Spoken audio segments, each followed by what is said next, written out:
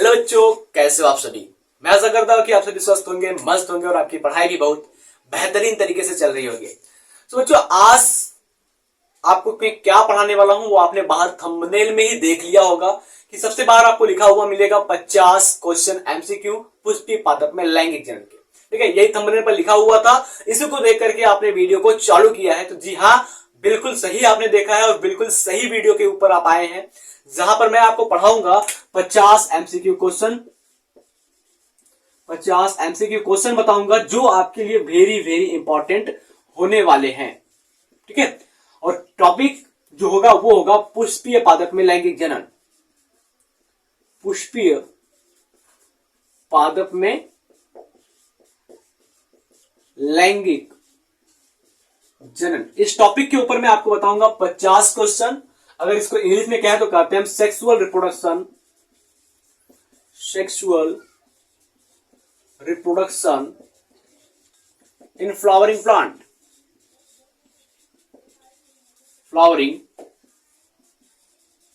Plants. ठीक है, तो चलिए चलते हैं हम पीडीएफ की ओर, जहां पर मैं आपको एक एक क्वेश्चन के बारे में डिटेल से समझाते हुए उसका आंसर बताऊंगा और 50 क्वेश्चन को मिनिमम मैं आपको करवाऊंगा। ठीक है, 2 क्लास में लूंगा इस टॉपिक से, जहां पर मैं आपको 100 क्वेश्चन टोटल बताने वाला हूं। 50 क्वेश्चन इस क्लास में, 50 क्वेश्चन अगले क्लास में। चलिए चलते हैं हम पीडीएफ की ओर और समझते हैं एक एक क्वेश्चन को बारी बारी से। ठीक है,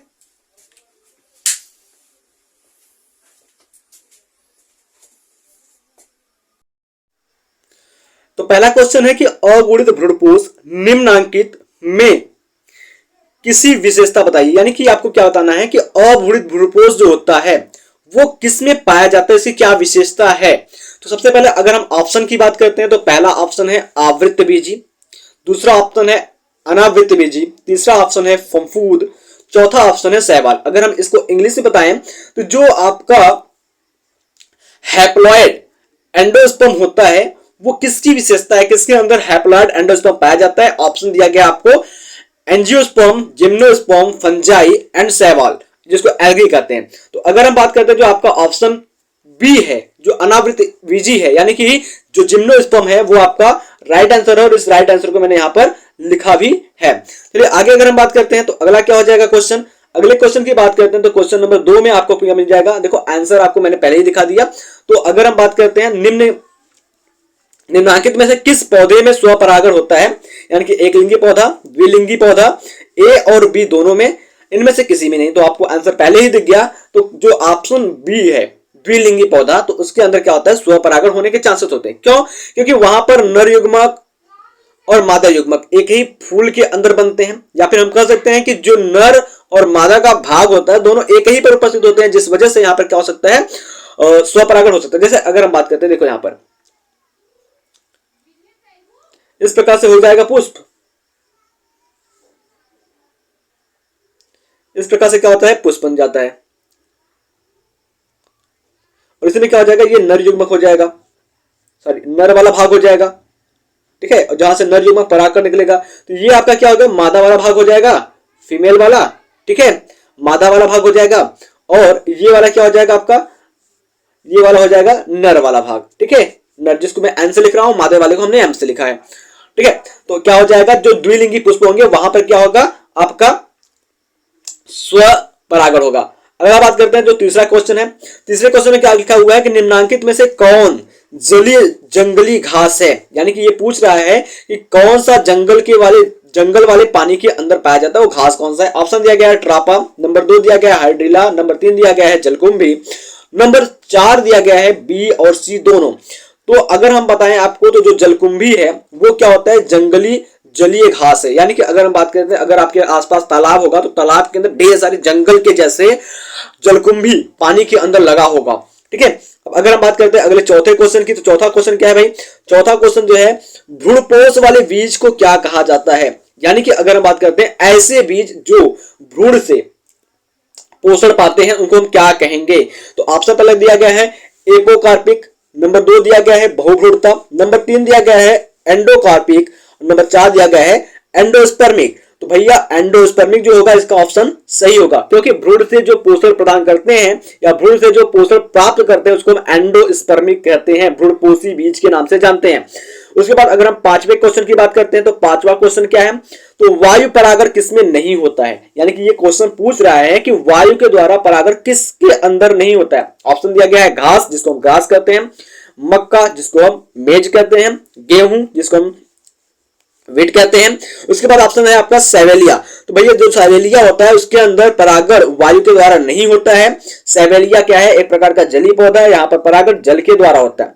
अगर हम बात करते हैं इसमें छठा क्वेश्चन क्या है, छठा क्वेश्चन है इनमें से कूट फल कौन सा है, यानी कि बिना निषेचन का बना हुआ फल कौन सा है। तो अगर हम बात करते हैं ऑप्शन ए आम, ऑप्शन बी नींबू, ऑप्शन सी धान, ऑप्शन डी सेब। तो अगर हमने आपको पढ़ाया था तो आपने पढ़ा होगा तो आपको अच्छे तरीके से याद होगा कि कूट फल किसे कहते हैं। तो भाई जो सेब है वो आपका क्या है, कूट फल है, झूठा फल है ये सेब। उसके बाद बात करते हैं सातवें क्वेश्चन की। तो सातवां क्वेश्चन है निम्न में से कौन द्विगुणित संरचना है, अंडाणु, भ्रूणपोष, युग्मनज, इनमें से कोई नहीं। भाई देखो जो ओवम होता है, ओवम यानी कि अगर हम बात करते हैं जो मादा युग्मक होता है वो भी अगुणित होता है, नर युग्मक जो होता है वो भी अगुणित होता है। एक नर युग्मक और एक मादा युग्मक दोनों अगुणित होते हैं। दो अगुणित कोशिकाओं के मिलने के बाद क्या होता है, द्विगुणित कोशिका बनती है जिसको हम जाइगोट कहते हैं। और जाइगोट के अंदर में क्या करते हैं हम, युग्मनज कहते हैं। तो यहाँ पर जो आपका सही ऑप्शन हो जाएगा वो सी हो जाएगा, युग्मनज। उसके बाद अगर हम बात करते हैं सातवें क्वेश्चन की, तो सातवां क्वेश्चन क्या है आपका, सातवां क्वेश्चन यहां पर बनता है कि भ्रूणपोष का क्या कार्य है। अगर हम बात करते हैं भ्रूणपोष जो होता है, एंडोस्पर्म जो होता है उसका काम क्या होता है, भ्रूण बनाना, भ्रूण को पोषण देना, लिंग का निर्धारण करना, इनमें से कोई नहीं। तो अगर हम बात करते हैं तो हमने आपको पढ़ाया था दोहरा निषेचन यानी कि डबल फर्टिलाइजेशन के बारे में बताया था। तो वहां पर क्या हुआ था भैया, बीजांड के अंदर 3 प्रकार की कोशिकाएं पाई गई थी। कौन कौन सी, अंड कोशिका, सहायक कोशिका, प्रतिमुख कोशिका, और इन सभी के बीच में पाया गया था द्वितीय केंद्रक। तो द्वितीय केंद्रक से जो युग्मनज मिलता है, द्वितीय केंद्रक से जो नर युग्मक मिलता है वो बनाता है प्राथमिक भ्रूणपोष, और प्राथमिक भ्रूणपोष आगे चल करके भ्रूणपोष का निर्माण करती है। और ये भ्रूणपोष का जो काम होता है वो क्या होता है, भ्रूण को पोषण प्रदान करने का। तो इस प्रकार से जो आपका सही आंसर हो जाएगा वो आंसर बी हो जाएगा, यानी कि भ्रूण को पोषण देने का काम होता है भ्रूणपोष का। तो अगर हम बात करते हैं अगले क्वेश्चन की, यानी कि क्वेश्चन नंबर 9 की बात करते हैं। तो क्वेश्चन नंबर 9 में है निम्नांकित में से किस पौधे की प्रजातियों में बीज का उत्पादन असंग जनन के द्वारा होता है। यानी कि ये पूछ रहा है कि ऐसा कौन सा प्रजाति है पौधे का जिसमें बीज जो बनते हैं वो असंग जनन के द्वारा बनते हैं। तो पहला है एस्ट्रेसिया व घास। ठीक है, घास जो होता है आपका ग्रास जिसको हम कहते हैं एस्ट्रेसिया, उसके अंदर असंग जनन के द्वारा बीज बनता है। या सरसों के अंदर, या साइट्रस एवं आम। साइट्रस का मतलब क्या हो जाता है भाई, जितने भी खट्टे फल होते हैं जिसमें नींबू आ जाएगा, संतरा आ जाएगा, ये सभी हो जाएंगे। आम तो आपको पता ही है खट्टा फलता है। उसके बाद ऑप्शन डी है इनमें से कोई नहीं। तो ऑप्शन ए जो आपका एस्ट्रेसिया एवं घास है इनमें क्या होता है, असंग जनन के द्वारा बीज का उत्पादन होता है। बाकी सभी में क्या होता है, सत्य जनन के द्वारा क्या होता है, बीज का उत्पादन होता है। उसके बाद बात करते हैं क्वेश्चन नंबर 10 की। तो क्वेश्चन नंबर 10 में कहा जाएगा 100 परागकण बनने के लिए कितने सूत्री विभाजन की आवश्यकता होगी। तो अगर हम बात करते हैं जो 100 परागकण बनते हैं कैसे, एक पराग मात्र कोशिका से 4 परागकण का निर्माण होता है। देखिए इधर जैसे ये क्या होगा, एक पराग मात्र कोशिका हो गई। अब इसमें क्या हो जाएगा, एक बार अगर हम बात करते हैं समसूत्री विभाजन होगा तो ये कितना बनाएगा, 4 पराग मात्र कोशिका का निर्माण करेगा। तो इस प्रकार से अगर हम बात करते हैं 100 परागकण बनाना है तो सिंपल सा डिवाइड कर देना है आपको 100/4। ठीक है, तो इस प्रकार से आपका जो आंसर आ जाएगा वो आ जाएगा 25। तो हम कह सकते हैं जो ऑप्शन नंबर सी है 25 वो क्या है आपका सही आंसर है। ठीक है, आगे चलते हैं, अगर बात करते हैं 11वें क्वेश्चन की। तो 11वां क्वेश्चन है भाई फिर देख लो, द्विनिषेचन का अर्थ क्या है। देखो द्विनिषेचन को हम कहते हैं दोहरा निषेचन, डबल फर्टिलाइजेशन जिसको कहते हैं। तो इसका मतलब मैंने बखूबी आपको बताया था, अगर आपको याद होगा तो आप इस आंसर को कर लेंगे। ठीक है, तो हम क्या कर रहे हैं, तो पहला ऑप्शन क्या हो जाएगा, 2 अंड का संलयन, यानी कि ये कह रहा है कि 2 अंडाणु आपस में मिल जाएंगे। तो ये तो आंसर कभी भी नहीं होगा। दूसरा कह रहा है कि अंड तथा 2 परागकणों के परागकण केंद्र का संलयन, यानी कि ये कह रहा है कि एक अंडाणु होगा और 2 नर युग्मक परागकण होंगे और तीनों आपस में मिलकर के दोहरा निषेचन कर लेंगे। तो भाई ये भी नहीं हो पाएगा। तीसरा जो हो रहा है 2 पोलर केंद्रक तथा 1 नर युग्मक का संलयन, ये सही हो सकता है। उसके बाद बात करते हैं जो आपका डी है वो क्या है, सहकोशिका तथा नर युग्मक का संलयन। तो भाई ये कभी भी सही नहीं होगा। तो इस प्रकार से जो आपका सही आंसर हो जाएगा वो सी हो जाएगा। कौन सा? दो पोलर केंद्रक तथा एक निर्युग्मक का संद्रक। यानी कि अगर हम बात करते हैं, ये आपका बीजांड था, ठीक है। बीजांड के अंदर क्या था? इधर 3 प्रतिमुख कोशिका पाई गई थी और इधर क्या था? 2 सहायक कोशिका, और 2 सहायक कोशिका के बीच में एक आपका अंड कोशिका पाया गया था और बीच में क्या था? द्वितीय केंद्रक पाया गया था। यहां से क्या आ रहा था? पराग नलिका आ रही थी। इस पराग नलिका में क्या था भाई? नरयुग्मक परागकण था, ठीक है। इस प्रकार से कहा था यहाँ पर परागकण था। अब क्या हुआ था? पहला परागकण जो था वो भाई अंड कोशिका के साथ मिल गया, ठीक है, एग सेल के साथ मिल गया, वो बना लिया भ्रूण। और दूसरा जो था वो मिल गया द्वितीय केंद्रक के साथ, वो बना लिया भ्रूणपोष। तो इस प्रकार से दोहरा निषेचन हो गया, 2 बार निषेचन। तो इस प्रकार से जो आपका ऑप्शन सी है, 2 पोलर केंद्रक तथा एक नरयुग्मक का संलयन, ये बिल्कुल सही आंसर है। उसके बाद अगर हम बात करते हैं क्वेश्चन नंबर 12 की, तो क्वेश्चन नंबर 12 में अगर हम बात करते हैं चमगादड़ द्वारा परागण क्या कहलाता है। तो भाई चमगादड़ जो होता है, जिसको हम बैट कहते हैं, इसके द्वारा अगर पॉलिनेशन होता है तो वो पॉलिनेशन क्या कहलाएगा? Number A ornithophily, number 2 entomophily, number 3 जो होता है number C chiropterophily, number D जो होता है वो हाइड्रोफिली कहलाता है। भाई हाइड्रोफिली का मतलब होता है जल द्वारा परागण। और उसके बाद अगर हम बात करते हैं आर्थिनोफिली का मतलब होता है एंटोमोफिली, जंतु द्वारा परागण। कैरेक्टरोफिली जो होता है, इसका सही ऑप्शन हो जाएगा ऑप्शन नंबर सी आपका सही हो जाएगा।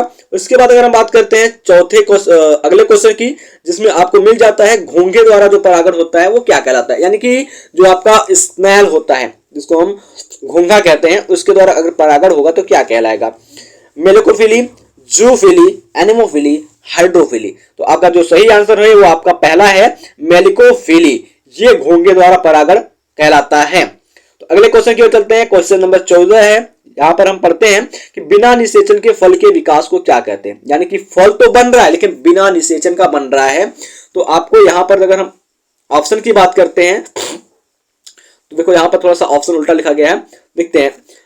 अनिषेक जनन पहला हो जाएगा, दूसरा जो हो जाएगा वो आपका आ जाएगा हेटेरोस्टाइली, नंबर सी जो आपका हो जाएगा वो हो जाएगा निषेक फलन, और नंबर डी जो हो जाएगा वो हो जाएगा एगोस्पर्मी। तो यहां पर आपका जो ऑप्शन सी है अनिषेक जनन, अनिषेक जनन मतलब भैया बिना निषेचन के, जब निषेचन होगा ही नहीं तो जनन तो बनेगा नहीं। तो अनिषेक जनन के द्वारा बने फल का विकास, सॉरी, बिना निषेचन के बने फल को हम क्या कहते हैं? अनिषेक जनन। अ का मतलब क्या होगा? असत्य, या निषेक का मतलब होगा निषेचन, यानी कि बिना निषेचन के जो फल बनता है उसको हम क्या कहते हैं? अनिषेक फल कहते हैं। अगले क्वेश्चन की ओर चलते हैं। तो अगला क्वेश्चन है कि भाई निषेचन की खोज किसने की थी। यानी कि यहां पर विशेष रूप से पूछा जा रहा है कि जो दोहरा निषेचन था, डबल फर्टिलाइजेशन, उसकी खोज किसने की थी। तो नवासीन, ल्यूवेनहॉक, स्ट्रासबर्ग, रॉबर्ट ने। तो भाई देखो एकदम कंफर्म है कि ल्यूवेनहॉक, जिसका नाम है एंटोनियो वॉन लीवेनहॉक, इन्होंने नहीं की थी। स्ट्रासबर्ग इन्होंने भी नहीं की थी। रॉबर्ट ने भी नहीं की थी। रॉबर्ट यानी कि रॉबर्ट हुक की बात कर रहा है, तो ये भी नहीं किए थे। तो आपका बचता है नवासीन, ऑप्शन नंबर ए। तो नवासीन नाम के जो वैज्ञानिक थे उन्होंने क्या किया था? 1900 ईस्वी में दोहरा निषेचन की खोज की थी। आगे हम चलते हैं।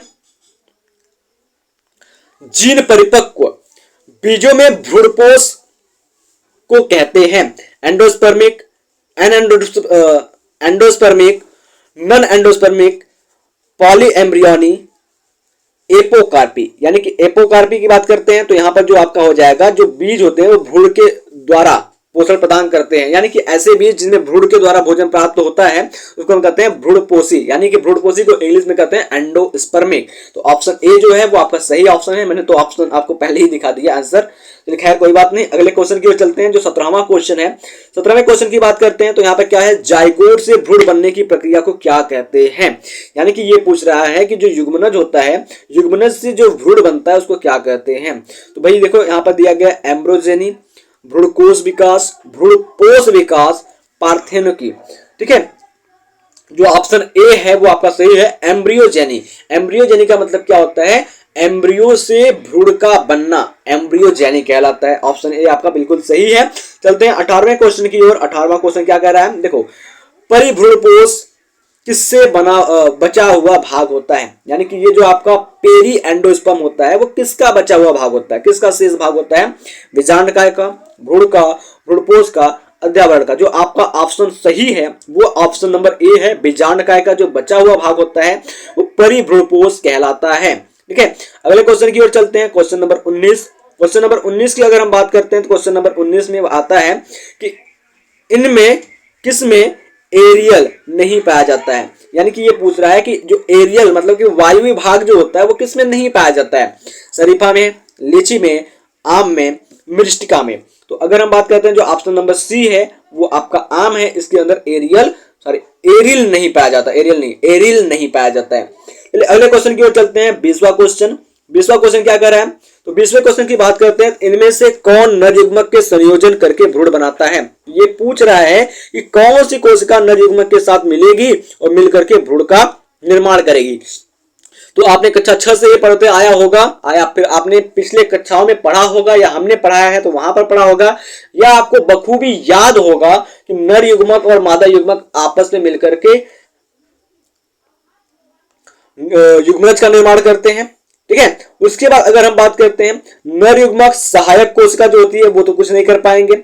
अगर हम बात करते हैं जो आपकी नर युग्मक होती है और एंटीपोइल्स यानी कि बात कर रहा है जो आपका प्रतिमुख कोशिका होता है वो मिलकर के कभी भी नहीं हो पाएगा भ्रूण कोश का विकास। तो ऑप्शन नंबर जो डी है आपका वो बिल्कुल सही है, क्योंकि जब हमने आपको बताया था यहां पर इस प्रकार से देखिए तो यहां पर 3 कोशिका पाई जाती है जिसको प्रतिमुख कोशिका कहते हैं, यहां पर 2 सहायक कोशिका बगल बगल ये एक अंड कोशिका पाई जाती है, बीच में द्वितीय केंद्रक पाया जाता है। तो द्वितीय केंद्र के बाद मिलने से, ठीक है, द्वितीय केंद्र के साथ जो नर युग्मक परागकण है वो अगर मिलता है तो वो क्या बनाता है, पहले प्राइमरी एंडोस्पर्म बनाता है।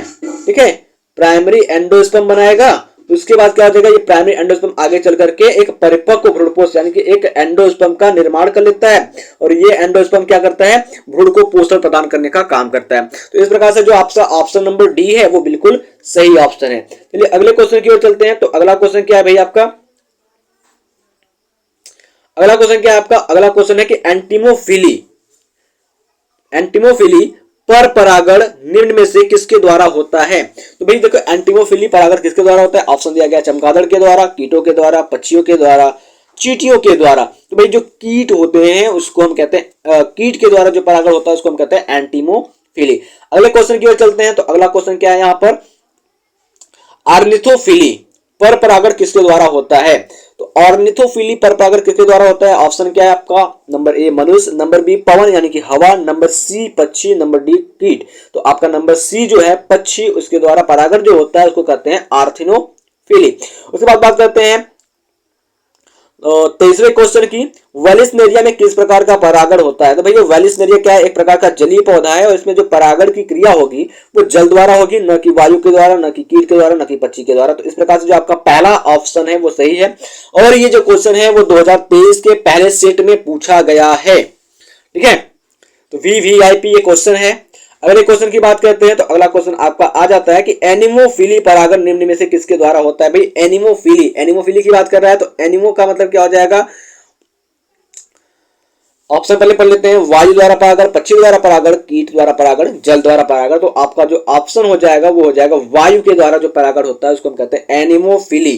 ठीक है, आगे बात करते हैं। जो अगला आपका क्वेश्चन है 25वें क्वेश्चन में क्या है कि वायु परागित पुष्प सामान्यतः कैसे होते हैं। ये कह रहा है कि जो वायु के द्वारा परागण जिन पुष्पों में होता है वो पुष्प कैसे दिखाई देते हैं, इनका आकार कैसा होता है। तो ये कैसे होते हैं, आकर्षक होते हैं, छोटे होते हैं, रंगहीन होते हैं। नंबर डी कह रहा है कि बी यानी कि छोटा, सी यानी कि रंगहीन, दोनों सही ऑप्शन है।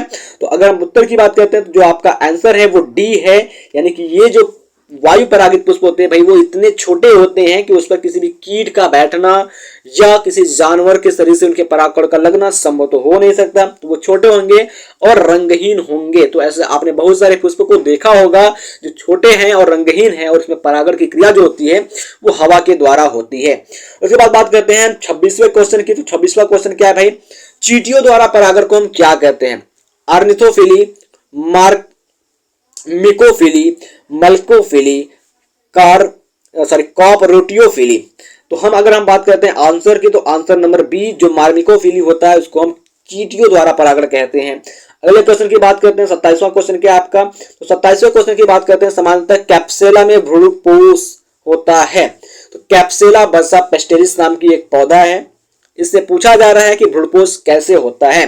तो अगर हम आपको एक और बात बताएं तो कैप्सुला बर्सा पेस्टेलिस के अंदर ही दोहरा निषेचन की खोज सबसे पहले की गई थी। तो यहाँ पर पूछ रहा है कि जो भ्रूणपोष होता है, जो एंडोस्पर्मिक होता है, वो कैसा होता है। तो ऑप्शन नंबर सी, जो त्रिगुणित कोशिका होती है वो पाई जाती है भ्रूणपोष के अंदर, कैप्सुला बर्सा पेस्टेलिस के। ठीक है, 28वें क्वेश्चन की बात करते हैं। तो 28वां क्वेश्चन क्या है, आवृतबीजी में कौन सी संरचना नहीं मिलती। ये पूछ रहा है कि जो आपके एंजियोस्पर्मिक प्लांट होते हैं उसमें कौन सी संरचना नहीं पाई जाती। तो भाई देखो यहां पर आर्किगोनियम, अंडप, परागकोश, युग्मकोद्भिद, सॉरी गुरु युग्मकोद्भिद, यानी कि मतलब क्या रहा है, ये गुरु बीजाणु जनन की बात कर रहा है। तो यहाँ पर गुरु बीजाणु जनन भी पाया जाता है, परागकोश भी पाया जाता है, अंडप भी पाया जाता है, बस बचता है आपका आर्किगोनियम। देखिए आर्किगोनियम को हम आर्चिगोनियम के नाम से भी जानते हैं, और आर्चिगोनियम क्या होता है, एक स्ट्रक्चर होता है जो कि आपके जिम्नोस्पर्म के प्लांट में पाया जाता है। तो इस प्रकार से जो आपका ऑप्शन नंबर ए है आर्चिगोनियम वो सही उत्तर है। चलते हैं अगले क्वेश्चन, 29वें क्वेश्चन की बात करते हैं। तो 29वां क्वेश्चन क्या है, टोटिपोटेंसी क्या है। टोटिपोटेंसी एक संरचना का नाम है, ये क्या है। तो ये कहता है माध्यम में फूल से फल विकसित, माध्यम में कोशिका से कोशिका अंग विकसित, माध्यम में कोशिका से जीव का विकास, माध्यम में ऊतक से कोशिका का विकास। तो अगर इसके उत्तर की बात करते हैं, जो आपका उत्तर नंबर सी है वो आपका सही है कि टोटिपोटेंसी माध्यम जो होता है उसके द्वारा क्या होता है, कोशिका से एक जीव का विकास हो जाता है। अगर हम बात करते हैं 30वें क्वेश्चन की, तो 30वां क्वेश्चन क्या है, तो किसने सिद्ध किया कि कोशिका टोटिपोटेंट होती है। तो मतलब ये पूछ रहा है कि किस वैज्ञानिक ने बताया कि जो कोशिका से जीव का विकास होता है वो टोटिपोटेंट होता है। तो ये कोशिका जो होती है वो टोटिपोटेंट होता है, इसके बारे में किसने बताया। तो हाइट ने, स्कोग ने, मिलर ने, स्टीडवार्ड ने। तो किसने बताया भैया, जो ऑप्शन डी है स्टीडवार्ड, उन्होंने बताया कि जो कोशिकाएं होती है वो टोटिपोटेंट होती है, इसलिए इन कोशिकाओं को हम टोटिपोटेंट सेल के नाम से जानते हैं। तो कभी एक लॉन्ग वीडियो बनाएंगे हम आपको टोटिपोटेंट सेल के ऊपर, तो आप वहां से देखेंगे, आपकी सारी की सारी डाउट क्लियर हो जाएगी कि टोटिपोटेंट सेल क्या होती है। तो यहाँ पर मैं एमसीक्यू करा रहा हूँ, तो एमसीक्यू कराऊंगा ताकि क्वेश्चन पूरा हो जाए और वीडियो काफी लंबा ना हो। अगर हम बात करते हैं 31वें नंबर के क्वेश्चन की, तो 31वां नंबर क्वेश्चन जो आता है वो कह रहा है कि एक प्रारूपिक आवृतबीजी भ्रूण कोष प्राय है। यानी कि ये कह रहा है कि जो एक आवृतबीजी भ्रूण जो होता है वो कैसा होता है, एक कोशिकीय, दो कोशिकीय, 5 कोशिकीय, 7 कोशिकीय। तो अगर हम बात करते हैं जो आवृतबीजी भ्रूण होता है भैया वो कैसा होता है, 7 कोशिकीय होता है। जैसे अगर हम बात करते हैं ये देखो, ठीक है, एक मिनट में फिर से बनाता हूं, गड़बड़ हो गया।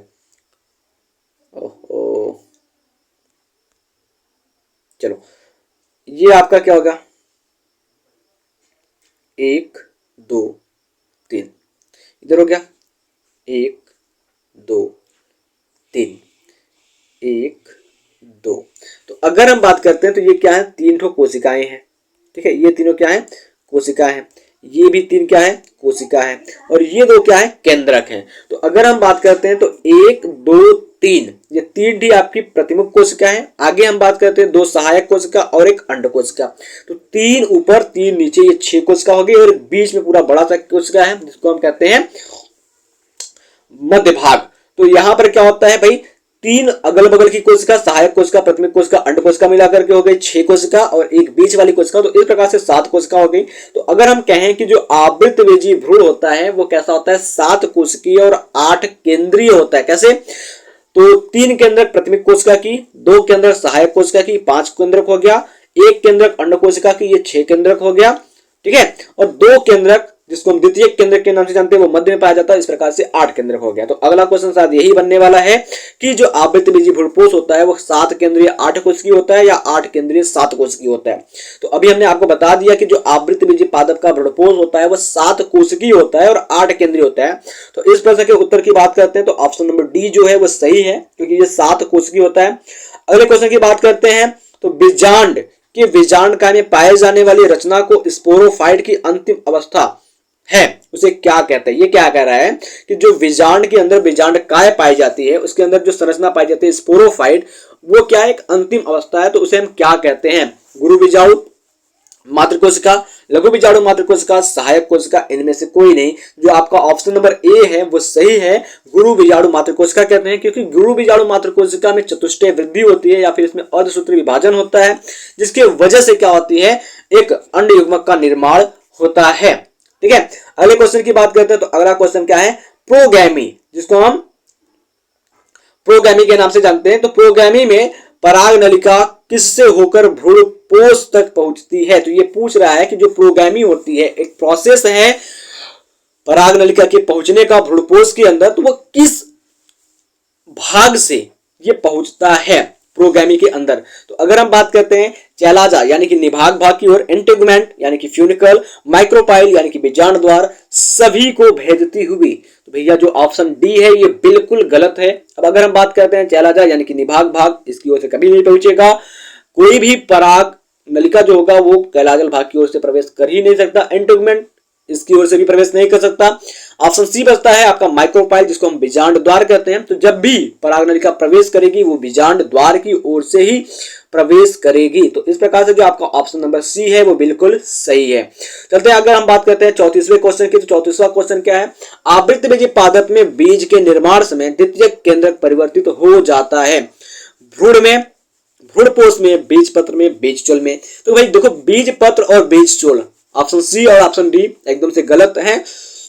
अब बात आती है ऑप्शन ए और ऑप्शन बी की, यानी कि भ्रूण और भ्रूणपोष की बात करते हैं।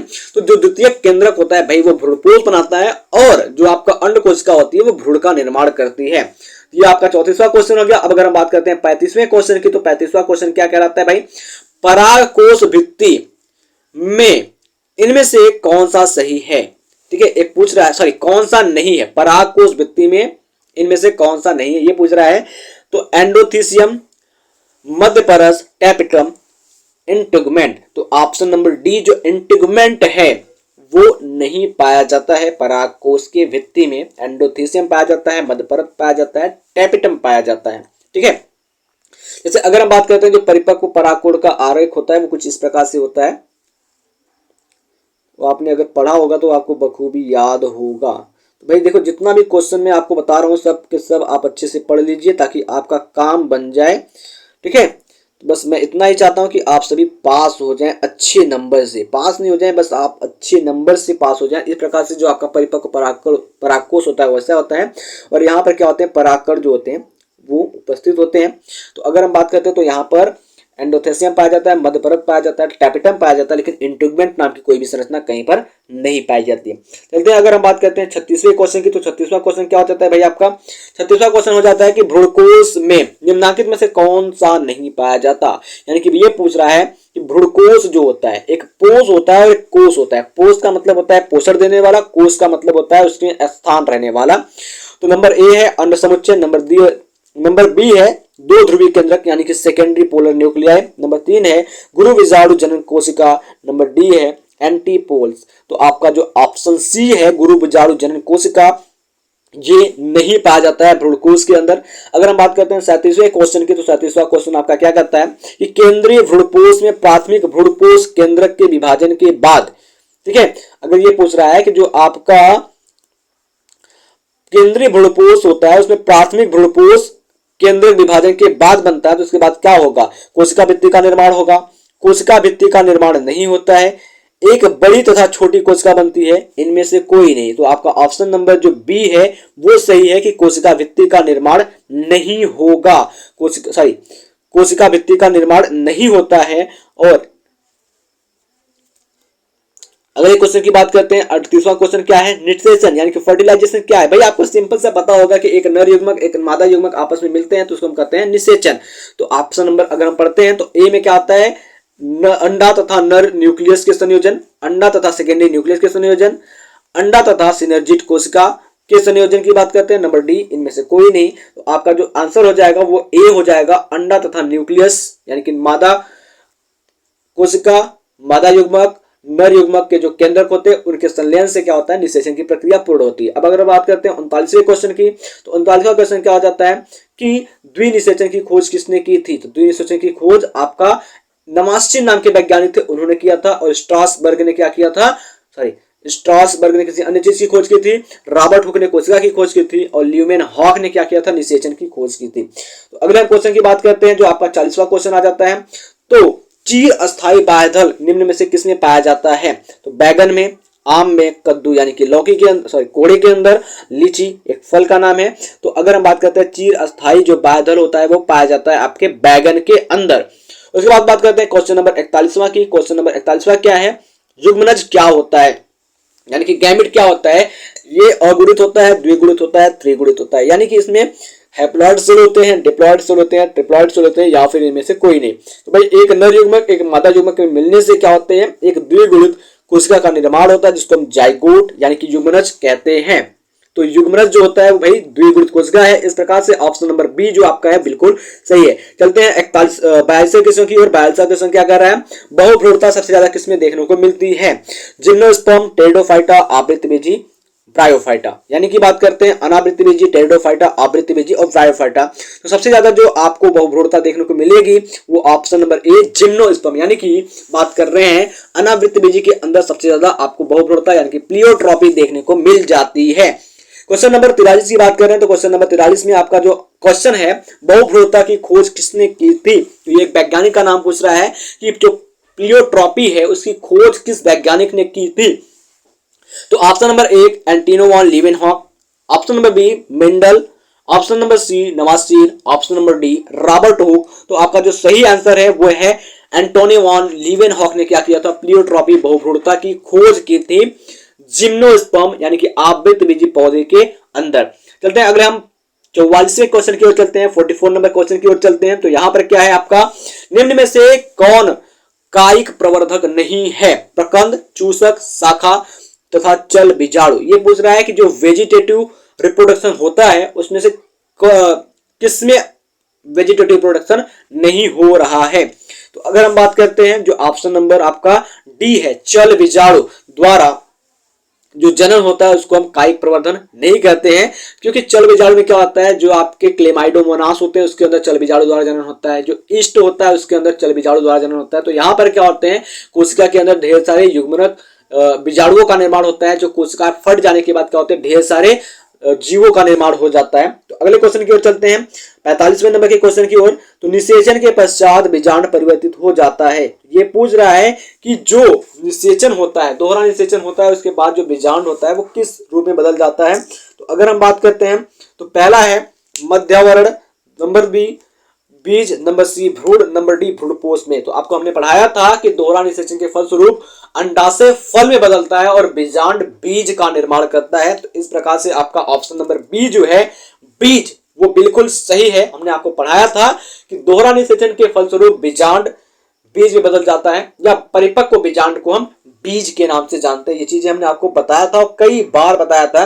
फिर अगले क्वेश्चन की बात करते हैं 46वें नंबर क्वेश्चन की। तो 46वां नंबर क्वेश्चन जो होता है वो पूछ रहा है कि अनिषेक जनन सामान्यतः किसमें मिलता है या अनिषेक जनन किसमें पाया जाता है? ऑप्शन नंबर ए अंगूर में, ऑप्शन नंबर बी आम में, ऑप्शन नंबर सी नींबू में, ऑप्शन नंबर डी लीची में। तो यहां पर अगर हम बात करते हैं आम, नींबू, लीची, इन सभी के अंदर क्या होता है, निषेचन के बाद फल का विकास होता है। लेकिन अंगूर एक ऐसा फल है जिसमें निषेचन के बिना ही फल बन जाता है और इसमें बीज नहीं पाए जाते। और अगर बीज पाए भी जाते हैं, अनिषेक जनन फल में बीज यदि पाए भी जाते हैं तो उन बीज के द्वारा अंकुरण नहीं होता है, या फिर हम कह सकते हैं कि आगे की जो पौधे होते हैं वो नहीं बन पाते हैं। तो अनिषेक जनन जो सामान्यतः होता है वो अंगूर के अंदर पाया जाता है। चलते हैं अगले क्वेश्चन की ओर, 47वां क्वेश्चन की बात करते हैं। 47वां क्वेश्चन क्या है आपका? आर्थोट्रोपस बीजांड में बीजांड द्वार तथा निभाग होते हैं। यानी कि ये पूछ रहा है आर्थोट्रोपस क्या है, आपके बीजांड का एक प्रकार है। जैसे आपको बताया था 6 प्रकार के बीजांड होते हैं, ऋजुवर्ती, प्रतीप, आर्थोट्रोपस, हेमिट्रोपस, ससिनोट्रोपस। इस प्रकार से हमने आपको 6 बीजांड के नाम बताए थे और सभी का चित्र भी बना करके आपको दिखाया था। तो ये पूछ रहा है कि आर्थोट्रोपस में जो बीजांड होते हैं वो बीजांड द्वार तथा निभाग ये कहां पर स्थित होते हैं?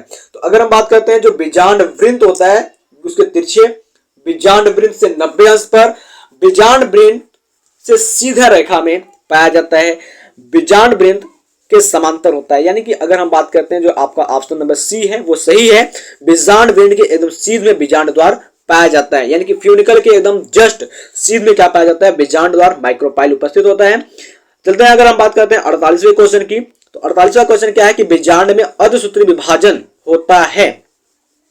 बीजांड काय में, गुरु बीजाणु मात्र कोशिका में, गुरु बीजाणु में, आर्किस्पोरियम में। तो अगर हम बात करते हैं बीजांड काय में कभी भी अर्धसूत्री विभाजन नहीं होगा, और जो विभाजन होगा अर्धसूत्री वो गुरु बीजाणु मात्र कोशिका के अंदर हो सकता है, लेकिन गुरु बीजाणु के अंदर कभी भी नहीं होगा, आर्किस्पोरियम के अंदर भी कभी भी नहीं होगा। और अगर हम बात करते हैं ऑप्शन नंबर बी की गुरु बीजाणु मात्र कोशिका में अर्धसूत्री विभाजन के दौरान ही गुरु बीजाणुओं का निर्माण होता है, यानी कि अगर हम बात करते हैं तो पादप के अंदर खास करके जो आपके आवृतबीजी पादप होते हैं वहां पर जो गुरु बीजाणु मात्र कोशिका पाई जाती है, यहां पर अर्धसूत्री विभाजन होता है, जिसके फलस्वरूप गुरु बीजाणुओं का निर्माण होता है। चलते हैं अगले क्वेश्चन की ओर, 49वें नंबर क्वेश्चन यानी कि 49 के क्वेश्चन की बात करते हैं। तो 49 में क्या है कि भ्रूणकोश की उत्पत्ति किससे होती है, यानी कि ये पूछ रहा है कि जहां पर भ्रूण पलता है, एक स्थान जो होता है उसका निर्माण किससे होता है। नंबर 1 पराग नलिका, नंबर बी लघु बीजाणु, नंबर सी लघु बीजाणुदानी, नंबर डी गुरु बीजाणु से। तो इसका जो सही आंसर हो जाएगा गुरु बीजाणु कोशिका से ही क्या होता है, भ्रूण कोश का निर्माण होता है। अगले क्वेश्चन की बात करते हैं, 50वां क्वेश्चन और आखिरी क्वेश्चन है, माइक्रोस्पोरेंजियम की आंतरिक भित्ति जो पोषक होती है उसे क्या कहते हैं। यानी कि बात कर रहा है कि जो माइक्रोस्पोरेंजियम होता है उसके अंदर की जो दीवार होती है वो पोषण प्रदान करती है, उसे हम क्या कहते हैं, एंडोथेसियम, एंटाइन, टैपेटम, मध्यस्तर। तो आपका जो सही उत्तर है वो आपका सही उत्तर सी है, जिसको हम टैपेटम कहते हैं। इसी के साथ हमारे 50 एमसीक्यू क्वेश्चन का सीरीज खत्म होता है। मिलते हैं आपसे अगले क्लास में, तब तक के लिए जय हिंद जय भारत। बने रहिए हमारे साथ पढ़ने के लिए बायोलॉजी, अपनी बायोलॉजी को एकदम सुपर फास्ट बनाने के लिए जुड़िए हमसे।